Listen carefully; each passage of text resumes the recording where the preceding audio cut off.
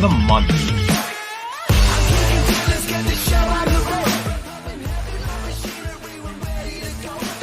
It's been a month since I've done this, and it doesn't feel like a month. It's the end of September. Preseason started. Things are getting into full swing. Welcome back. You're listening to the Jacko Media Podcast presented by the Inside the Rink podcast network. Yeah, as we get closer to the NHL season, I want to encourage you to sign up for ESPN Plus. You can get your subscription. You won't miss out on your favorite games. You won't miss out on watching your favorite athletes, or hockey players, I should say. And yeah, it's your number one spot to watch NHL hockey. And you can do that by visiting insidetherink.com/ESPN. Without further ado, welcome back. I hope this is a start of consistency. I cannot make promises. And yeah, the last one I was heavily distracted because I was trying to figure out StreamYard as I went. I just threw myself to the wolves. You're going to see me look over every now and then. And yeah, so I'm going to start off by advertising my merchandise. I don't have my shirt yet. I haven't. I know I have, but I don't have right now. I have a mug. I should be drinking like a cup of coffee or something. And that's what I should be doing. But here I am. This is not my studio. I'm in college. Welcome to the club. And yeah, I'm just looking at some of the questions that I have. I may not read questions today. I only have 7.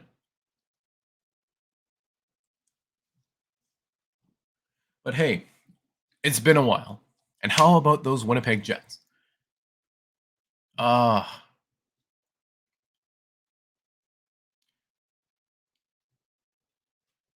last episode was August 24th. I think I've gotten that out of the way, that it's been about a month. And the preseasons just swung for the fences. We had games in Australia. I think it was just Australia they played in for the Global Series. Yeah. The Winnipeg Jets played a back-to-back series against the Edmonton Oilers. I was very impressed with a lot of the players that the Jets decided to use in said series. And yeah. So the Jets won in Edmonton in a shootout, 2-1. Cole Perfetti scores the goal in the shootout, and I think it was, oh my gosh, Dominic Toninato, I think, is the one who scored the first goal. Forgive me if I'm wrong, but it was a really nice goal. I will give him that. And then they finished that game in Edmonton in a shootout, and so they go to Winnipeg, and the Jets decide to give their fans a show, winning 5-0 in regulation. And yeah, they played quite a number of their stars. Pretty sure Kyle Connor had a goal. I'm thinking of last night's game where Bauer fought a guy. I'll get to that in a second. I'll get to all of that shenanigans from the Chicago game, or no, the Calgary game in a second. Wow. Yeah, the Jets couldn't keep it. The Jets could not keep their momentum going as they lost 3-2 in a shootout yesterday to the Calgary Flames. I think it was in Winnipeg. Yeah, it was in Winnipeg. I got 5 key takeaways, and the first thing is I have Declan Chisholm written, but it's actually Dylan Samberg that I'm talking about. Dylan Samberg, he looks like he's ready to be the Jets' number 2 defenseman. We have a number 1 in Josh Morrissey. We've needed a number 2 for a while. Some people can argue that it could be Neil Pionk or Nate Schmidt, or even Brendan Dillon. The Jets have good defensemen. They just don't have a guy who has been willing or able to step up into the number 2 slot. That's going to change this season. Dylan Samberg, he got his contract, $1.4 million, if I'm not mistaken. He's looking good. He's looking like an NHL ready player, and he's one of those guys that you need to bring into your lineup and pair him with his own guy. He's not a guy you need to put a Josh Morrissey or a Brendan Dillon with anymore. He's a guy who's going to anchor his own line going forward. I'm just monologuing at this point pretty much. You get the point. Dylan Sandberg's good. He's worth the money that they signed him for. I wish they got him on a longer term, but it is what it is. Takeaway number 2. Laurent Brossoit looks like he never left. That's also in part because he's playing against basically the Edmonton Oilers AHL team. There's no, you can say he's doing good. You can also argue that it's not as good as a regular season game. And I'm hearing you guys out. I'm hearing myself out because this is more of a monologue at the moment. Brossoit, I think it was a 26 or 27 save shutout, gets first star of the game. Right after Colin Delia gets first star of the game, mind you, Colin Delia is looking like a really solid pickup for goaltending depth. But I don't think the Jets are going to have problems with DiVincentis, I think is how you say his name. He's looking like a superstar. You got Thomas Milic in the system. You got the Russian dude. Oh my word. The Jets have decent goaltending depth. You get my point. Yeah. So Brossoit looks like he never left. I think because he's got his cup now. Brossoit went out, got his cup, came back. Obviously, he liked it enough here to where he's going to come back. Forgive me. But I'm... Fuck's sake. Minor interruption. It happens. Forgive me. Okay. Just making sure my mic's working. I was talking about Laurent Brossoit. He looks like he never left. He got it. I love it that they're checking fire alarms right now. Cracks me up. Laurent Brossoit looks like he never left. That's kind of where I'm getting at. I think if Hellebuck leaves and Brossoit signs long term, it could be beneficial because Brossoit went out, got his cup with Vegas, and Hellebuck's wanting to do the same now. So here we are. We're in a situation. Forgive the fire alarms in the back. I'm sorry, team. Brossoit has given the Jets depth and solidified their goaltending. Brossoit also showed in Vegas that he could be a number 1 goaltender. So take it as you will. The third observation or takeaway that I have is Gabriel Velarde, Alex Iafallo, and Rasmus Kupari. They're really solid additions to the Winnipeg Jets roster. Sure, you might have wanted to keep Pierre-Luc Dubois. Don't get me wrong. I'm also wondering if the Jets needed to add by subtracting, and does that start with a player who isn't Pierre-Luc Dubois? Right now, Kapari's playing with, he's on a really good line. He's with like Nemesnikov and Barron, I think. It could be a decent third line. Now, Iafallo and Velarde, where do you plug them in? They're looking good like wherever they are. The Jets also have other players that they're bringing into the lineup and out of the lineup that are working, but they're not going to stick for 82 games this season. Players like Parker Ford and Jeffrey Veal, they're going to come in for the rougher games. Veal, he's there for some extra muscle for when the games get rough. Parker Ford, he's going to be more of like a Jansen Harkins sort of player or Michael Esamon, which you lost on waivers. He was a key deadline acquisition for the Tampa Bay Lightning because they picked him up for nothing. Tyrell Bauer, Parker Ford, and Jeffrey Veal are going to be guys you're going to want to watch, and especially Parker Ford. If you take a look at the Jets' PR, They listed their Group A and Group B for the season, or the preseason up to this point. I think it's day 8 at training camp. Parker Ford's still in Group A. That's how impressive this guy is being so far. Right? He's turning heads, he's looking good, and it's worth the investment to at least take a look at this guy that you brought through your system. Finally, my last point, the Jets have a promising future at the moment.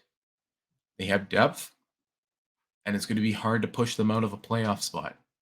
I'll get to more I'll get more into that later. But I want to talk. I'm going to move this down quick.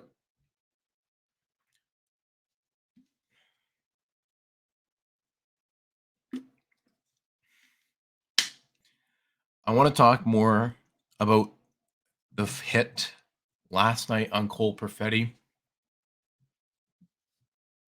I just got water everywhere. Water. I want to talk about this Cole Perfetti hit. It's a hit from behind and in the head. And this is the second time that it's happened from the Calgary Flames. I'm pretty sure it's also the second time it's happened in a preseason game. I was having a conversation with some people. We're pretty sure that there's going to be absolutely no supplemental discipline on this play. It's highly necessary because you're setting the tone that you're going to pick and choose when guys are going to get supplemental discipline and all this sort of stuff. Rick Bowness, the head coach of the Winnipeg Jets currently, he called the hit to Perfetti's head from Flames forward Martin Pospisil. He called it a cheap shot, and he's right. When he gets a 5-minute match penalty and 5 minutes for elbowing. The 5-minute match was an illegal check to the head. The 5-minute major was for elbowing. He came up and deliberately literally drove his elbow into Cole Perfetti's head. I don't know what's so hard to see about it, or in this case, I don't know what's so hard to think about it. It's a headshot. The league is trying to crack down on it. And I think if the league gets this one right, it's one game. But it's not going to happen. I don't know where we've gotten to the point where we're going to shoot a dart at a dartboard and then whatever number it goes off, that's how many games that player gets suspended. Because that's what it seems like right now. It's like you have a dartboard, you got the green, the red. Bullseye is automatic 10 games. And then the black is fines. The red circles are the suspensions, like the major suspensions, like 6 games and up. The green ones are like 1 to 3 games. And it seems like the NHL keeps hitting fines because you get to the point of the preseason where guys elbow players in the head. I'm not saying this because I'm a Jets fan or I live in this area and all this. The hit to Cole Perfetti's head is one of those that needs to get disciplined. Martin Pospisil is, I think, how you say his name. The hit to his head is like he's a player who's trying to fight for an NHL roster spot. Fair enough. That's not how you do it. The way you do it is the guy who hit Mark Stone last night. Clean hit. Wasn't to the head. Mark Stone had the puck. The Golden Knights, they responded appropriately too. But it was a clean hit. I'm going to move off of this and we're going to go back to the NHL in Australia. I watched part of it. I saw the fight in the first game. I saw a couple of the goals. All I really have to take away is Logan Cooley looks NHL ready. And the Arizona Coyotes, given the roster they played, they looked incredibly competitive. and the LA Kings played most, if not their entire NHL lineup. They had Anze Kopitar, Pierre-Luc Dubois, Drew Doughty. Yeah, I know Gavrikov was in that lineup. I'm pretty sure Gavrikov was in that lineup alongside a bunch of other guys who went on that trip who were NHL caliber players. The Melbourne, Australia Global Series that they did, the 2-game stint, honestly could have been 4 or 5 teams in a little preseason tournament. Like, it would have been fun to see something like that. It's a fun matchup to watch between both the teams because they all have something to prove. It's not like the Toronto Maple Leafs where they know Austin Matthews is going to have a great year. Mitch Marner is going to probably win the Selke, stuff like that. You have both players or both teams in this point. Coyotes are looking to go from this rebuilding, I'm going to take bad contracts, to we're going to play for a Stanley Cup playoff spot, which I think they're within years of getting to. However, the LA Kings are ready to get another cup and all this mishmash, whatever you want to call it. The NHL, they should consider returning to markets like this that don't actively have hockey games. Like, promote the game. And what's my other point that I want to get at? Promote the game.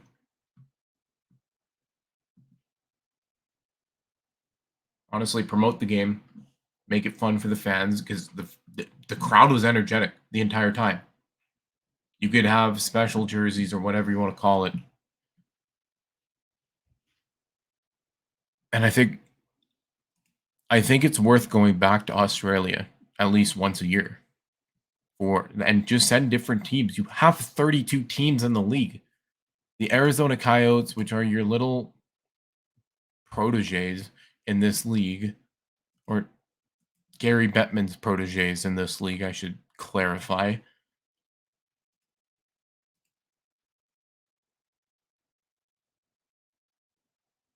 They don't have to go to every single Global Series game. I know this is probably their first, but like, you have the Edmonton Oilers and Connor McDavid. You have these big name players who you should be sending to these games.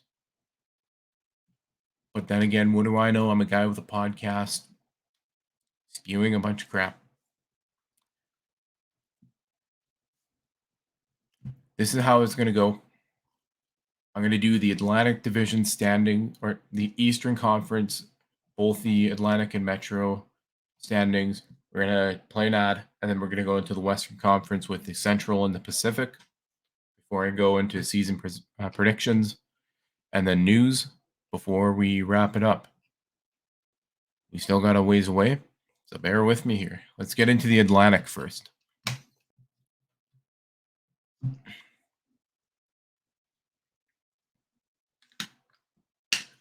I think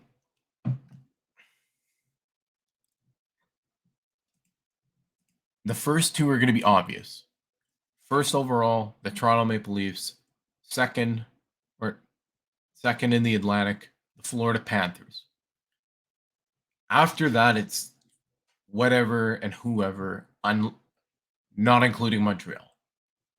You have Buffalo, Boston, Tampa, Ottawa, and Detroit, who are going to be fighting for that third and fourth spot. I think Toronto and Florida are locks to get playoff spots in the Atlantic. Toronto's getting better. They have a new GM. They brought in Bertuzzi, Klingberg, and Domi on one-year deals. So they have the talent to win the whole league and President's Trophy curse.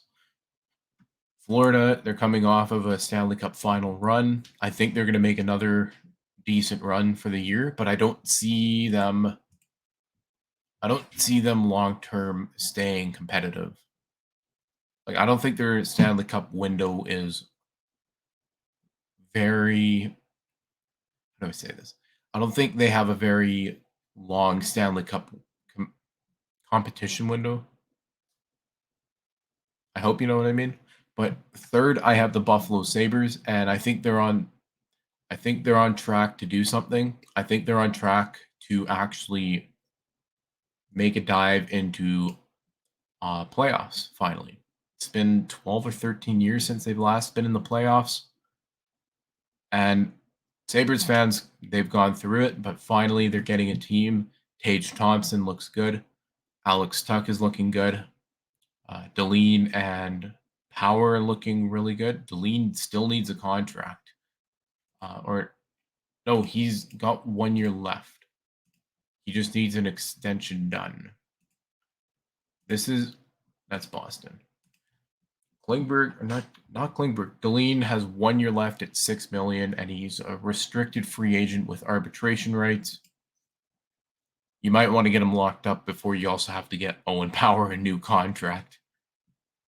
But I also think with the additions that the Sabres made in the offseason, they'll make a good push.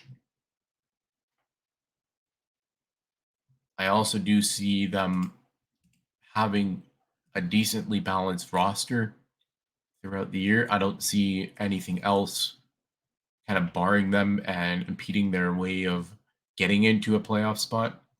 So at fourth, I have the Boston Bruins. I think they're going to barely squeak into the playoffs. I know some people might say, "Oh, that's your team," but they brought in Lucic. Yes, you lost both Bergeron and Krejci, but you added a significant amount of other players that I think will be able to plug the holes and the losses that you had this offseason. And you might ask me why Tampa isn't in the top four like they have been for the last probably 10 years.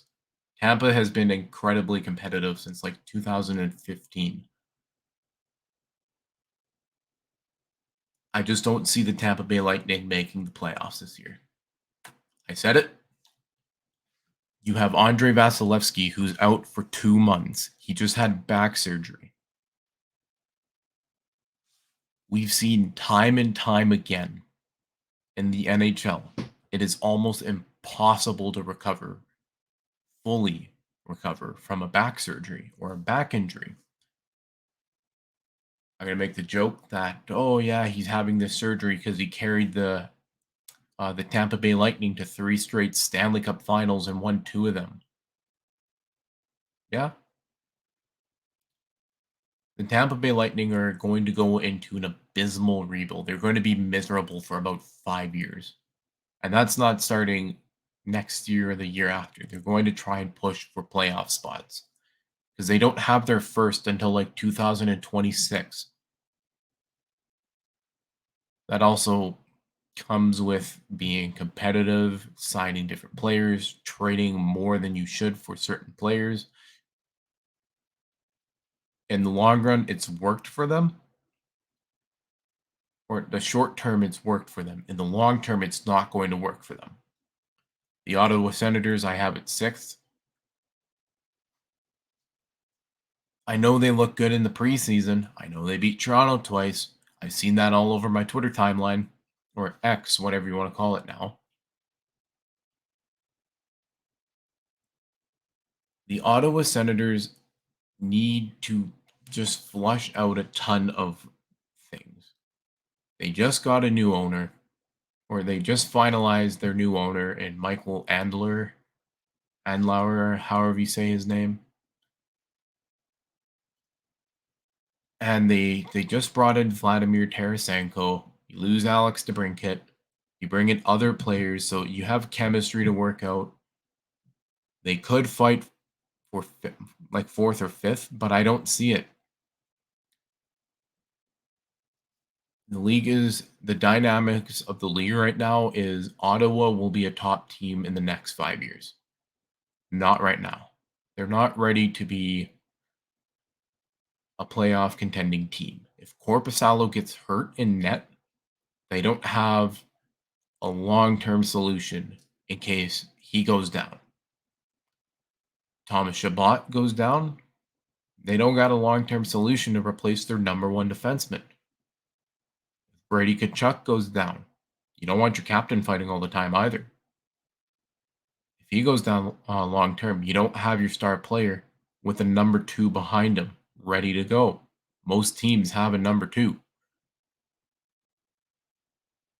Detroit, it's kind of the same thing for them. I see them getting more competitive, but with the dynamics of the league right now, I don't see them getting higher in the standings like they would like to. And that's also the same with Montreal. Montreal is 8th, Detroit 7th. And to recap, it's Toronto 1st, Florida 2nd, Buffalo 3rd, Boston 4th, Tampa 5th, Ottawa 6th, Detroit 7th, and Montreal in 8th. I don't think it's a terrible list. That's my take.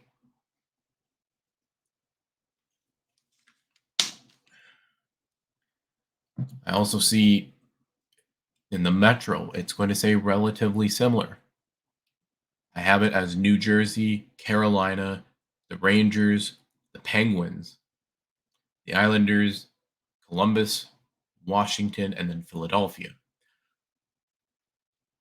Washington might fight higher, but they're not focusing on playoffs anymore. They're focusing on Ovechkin getting 900 goals or whatever it is, or 895.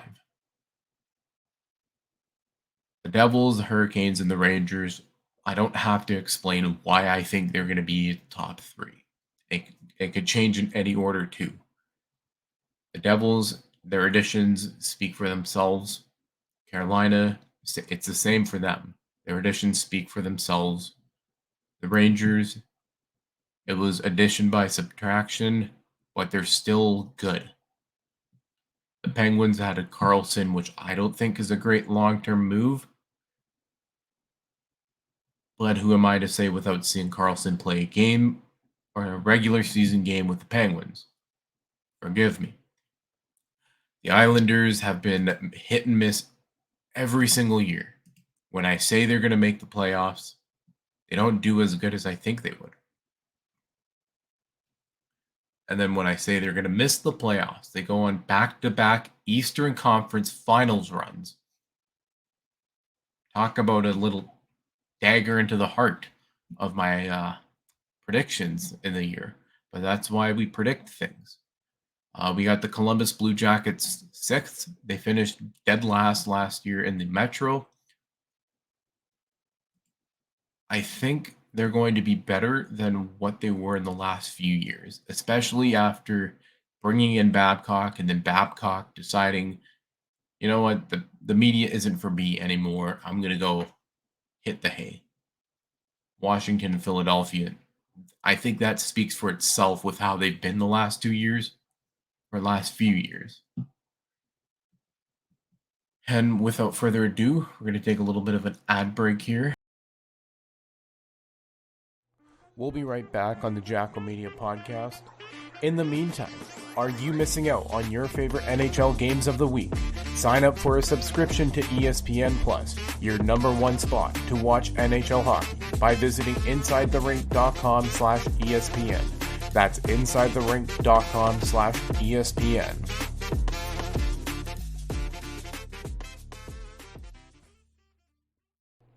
We'll be right back on the Jacko Media Podcast. In the meantime,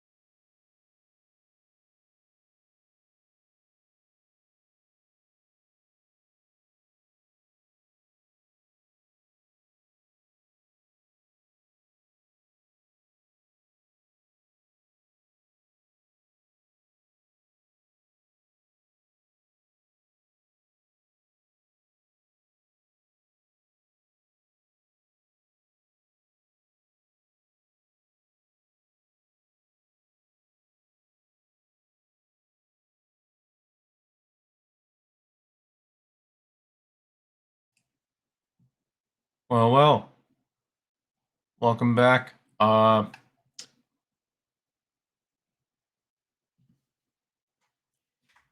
go to the Central first instead of the Pacific because the Pacific's easier than the Central in my eyes, other than like the bottom four of the Central. At first, I had the Dallas Stars. I had a bit of a conversation with one of my friends, and I think I was in a little bit of denial about this. I took a look at the Stars roster,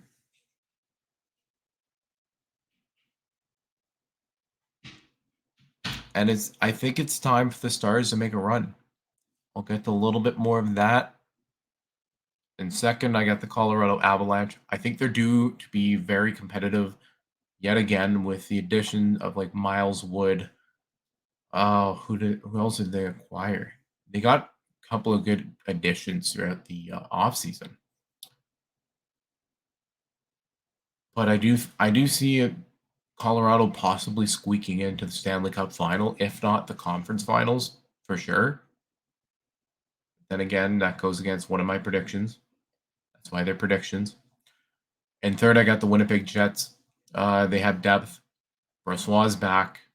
He's going to take about a half load off of Hellebuck. And I see Scheifele getting moved.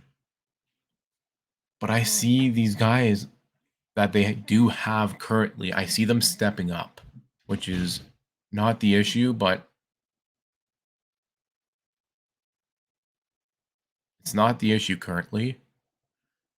But it's definitely something that they need right now is their depth guys or their prospects who with the ceilings and expectations to step up. They need guys to step up. And then fourth, I have the Nashville Predators barely getting in just because of their offseason additions. No other reason. At the deadline last year, they sold,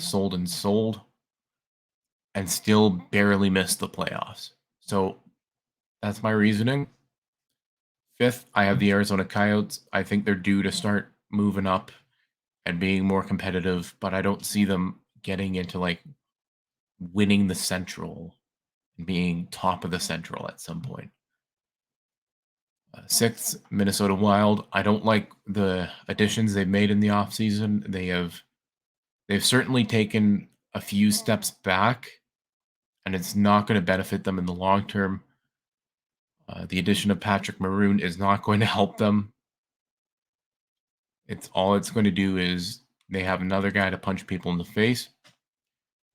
Finally, seventh and eighth, St. Louis, and then Chicago. I think St. Louis might also be in the mix for about fifth or fourth or fifth. I could be wrong. I'm probably going to be wrong, and they're probably going to finish bottom of the standings. They're such an unpredictable team after the 2019 Cup run they made. So I'm not quite sure. Chicago, they're in full rebuild mode. They just got Connor Bedard, and they're going to take a few years before they become the 2010 Blackhawks, 2013 Blackhawks, 2015 team. Like that dynasty that they had it's going to take them a few years. Finally, in the Pacific, I got Edmonton top. I think they're due to make a massive run this season, and I don't think McDavid's going to fully blow out of gas right away, but could be wrong. I think the Kings are going to be second, Golden Knights third, the Flames fourth, Canucks fifth. The reason I have the Canucks fifth is, yes, they finished like I think seventh last year. Pedersen is going to walk if they're not battling for a wild card spot, essentially.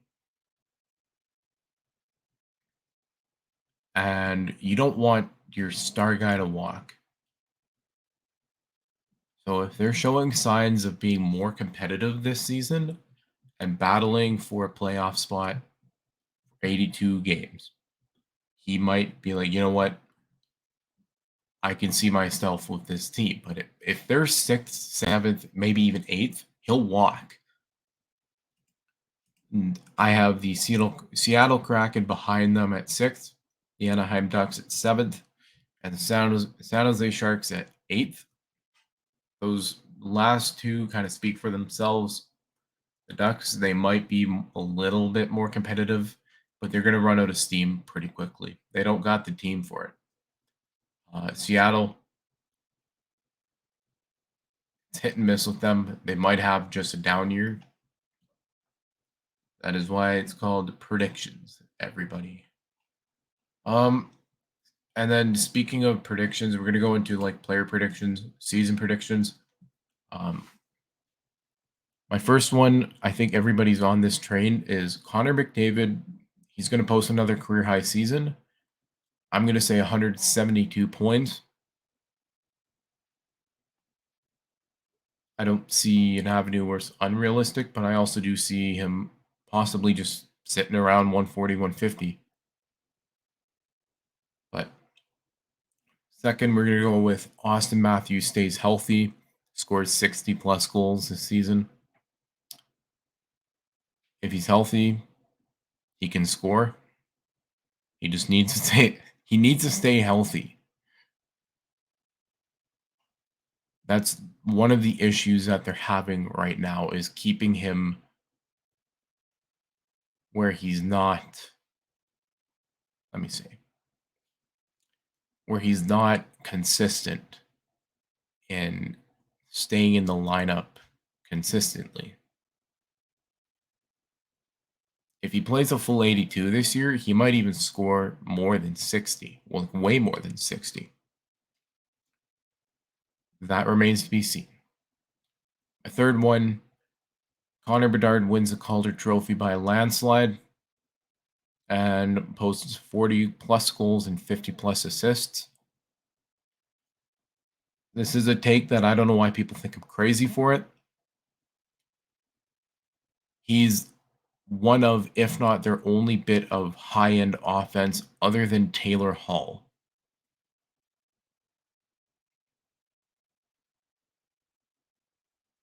I don't see why not. Like, why not give Connor Bedard the opportunity?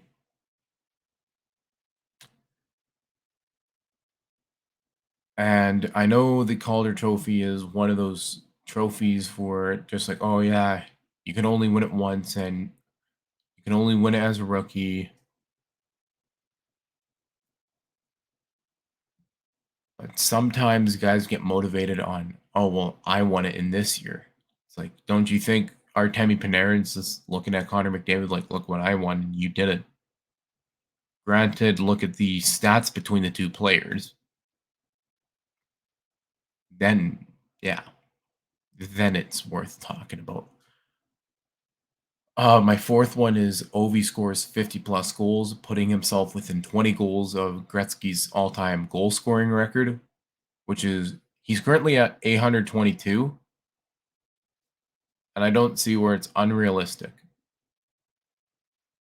He could even put up 40 this season and 40 next season and break the record.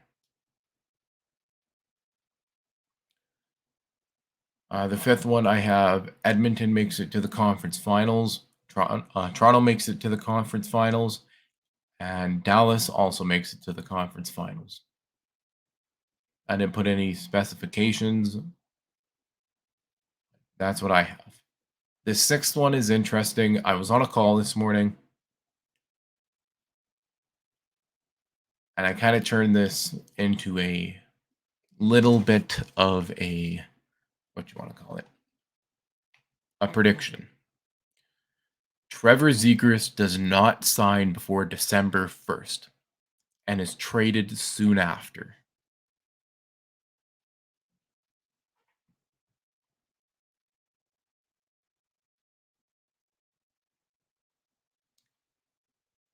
That is something that Anaheim Ducks fans might have to live with right away.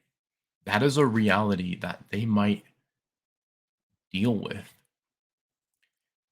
The Ducks weren't offering him more than $4 million a season. There's a fly in my room all of a sudden. $4 million a season for your player with the most personality. Yeah, he only scored 63 points in the last 2 seasons, or 63 points a season in 2 consecutive seasons. I should. That's my way of rephrasing.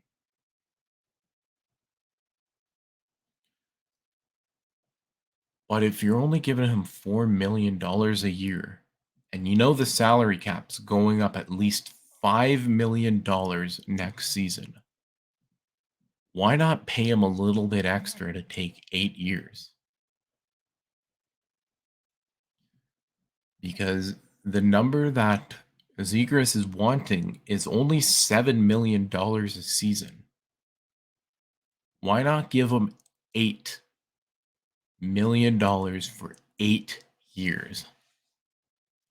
It's not terribly unrealistic, nor should it be. But that's why I'm saying is if Trevor Zegras does not sign before December 1st, he will be traded soon after. And it'll be extremely bad asset mismanagement by Pat Verbeek and the Anaheim Ducks organization. Let's go on to number 7 here. And it's what I said earlier. Tampa Bay misses the playoffs. Vasilevsky's out with a back injury. They say it's 2 months right now. I don't know of a player off the top of my head that has come back from a back or a goaltender. I'm going to specify a goaltender with a back injury that played the same way. Hip surgery, too. Let's include that in that. Vasilevsky's only had the back surgery. They're saying he's coming back after 2 months. According to some people who were also former goaltenders in the NHL, like Kevin Weeks, he has reported that the surgery that Tampa has reported that Andrei Vasilevsky has undergone is a major surgery.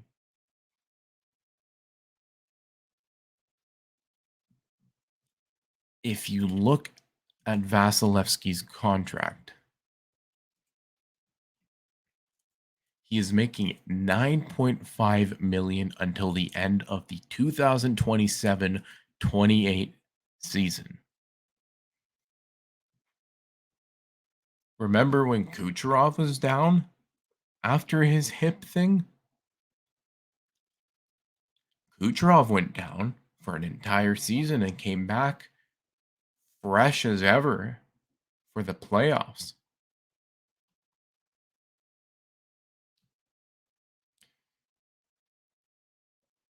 I also think that Tampa's going to lose Steven Stamkos in free agency. Or it's going to be the summer of 2016 where the it's like the Subban Weber 1-for-1, Hall for Larson 1-for-1, and Stamkos resigns in Tampa. Could be something like that. But I don't think it will be.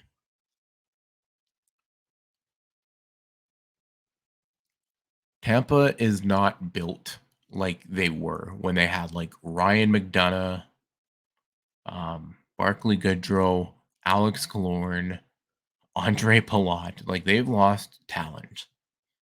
That's what happens in the salary cap era.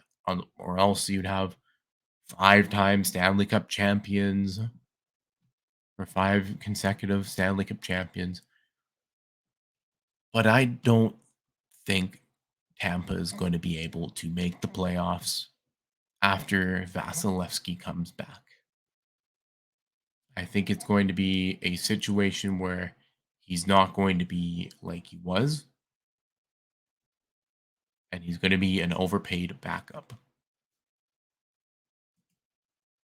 Finally, my last one is Patrick Kane signs with the Toronto Maple Leafs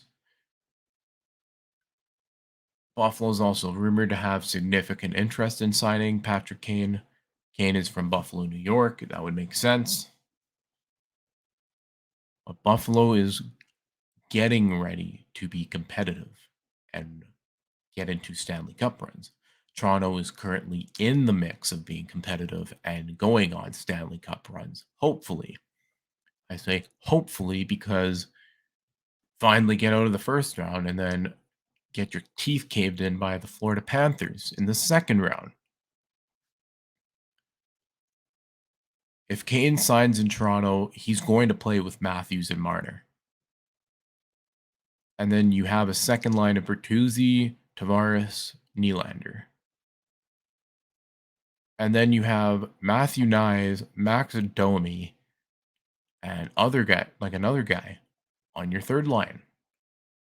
It just becomes a battle of having three first lines. This fly is killing me right now.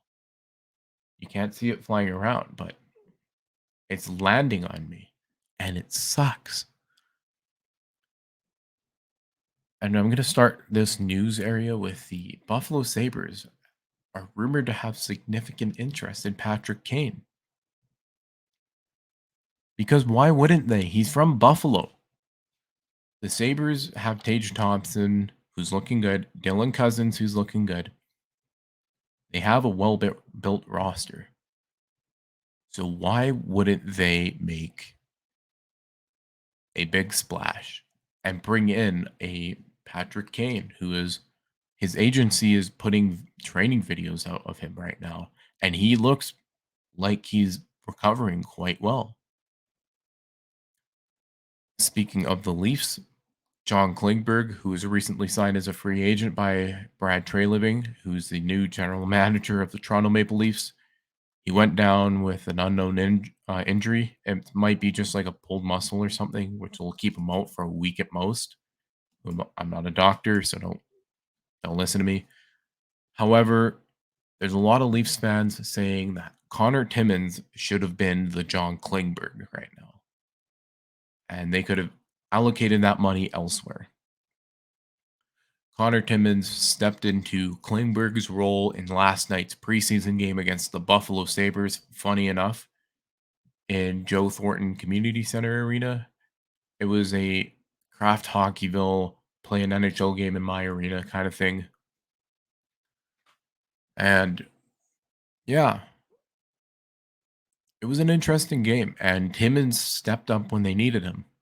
So the Leafs are going to have to look at what they have and probably move Klingberg, or maybe he finds his way to LTIR for a full season and they bring in Patrick Kane with that money. It's a possibility. Don't tell me I'm wrong. We have a bunch of new captains. There's 5 new captains in the last month or so. Quinn Hughes in Vancouver, which surprised me. Adam Lowry in Winnipeg, which did not surprise me. I'll talk a little bit more after this. Brad Marchand in Boston kind of surprised me. A little bit in denial in that one. Mikhail Backlund in Calgary. Didn't surprise me. Big community guy. He just won the King Clancy Memorial Trophy for leadership. And Braden Shen in St. Louis. Kind of surprised me on that one, but fair enough. The Adam Lowry captaincy in Winnipeg is, I don't want to say it's interesting, but you could have picked Josh Morrissey, who's got term. But I see why they gave it to Lowry, is because Lowry plays with his heart on his sleeve. And he obviously resonates as a voice in the locker room, and the coach is playing him in higher positions now and expecting more out of Adam Lowry. So the Blake Wheeler era is finally gone. He's playing with the Rangers. And it's now Adam Lowry's turn to make this team his own. Another bit of news is former Anaheim Ducks forward Nicholas Cardiles passes away at age 29 after a motorcycle accident.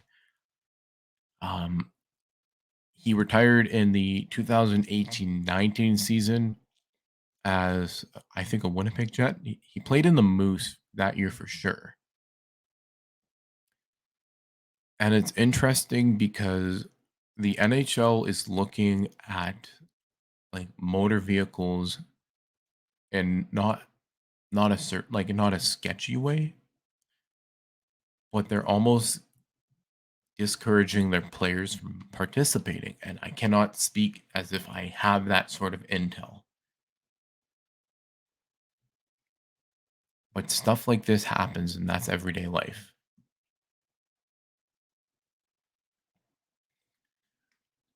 Us at Inside the Rink extend our condolences to Nicholas Curdile's family and friends who are affected by his loss. And we hope the Ducks can honor Curdiles in a way that family sees fit. So, yeah. Finally, I was waiting to talk about this. I held it to the very end. And that was the Mike Babcock resignation as head coach of the Columbus Blue Jackets. According to a source from Paul Bissonnette of the Spit and Chicklets podcast, he invaded players' personal privacy by going through their personal photos.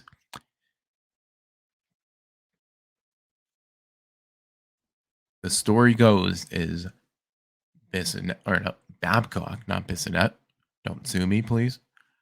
Babcock would call the players into their office and ask to see photos off of their phone and airplay it onto his television in his office. The original investigation said, like, okay, all is good. And then a couple of younger players currently in the NHL, we don't know if it's Columbus Blue Jackets players or former players that he's coached and whatnot. It's probably younger Blue Jackets players, is what my gut is telling me, is that he brought them into his office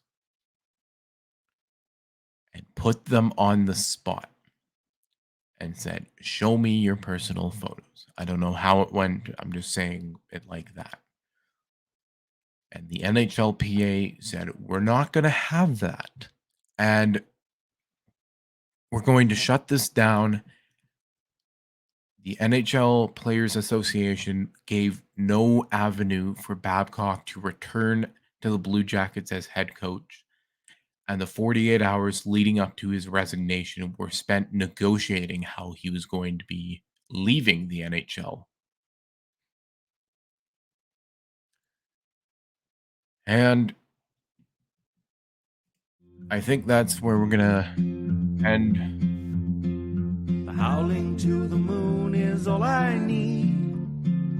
Thank you for listening to episode 20 of the Jacko Media Podcast, presented by the Inside the Rink Podcast Network. I'd like to thank the Jansen Boys for letting me use their song called One for the Road, which you're hearing now. You can see on screen where to find them and what song you're currently listening to.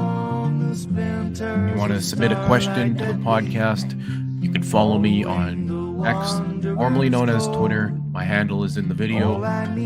It's at Jacko_media for those of you who are listening to this. One of my posts, message me directly and I'll respond hopefully on a podcast.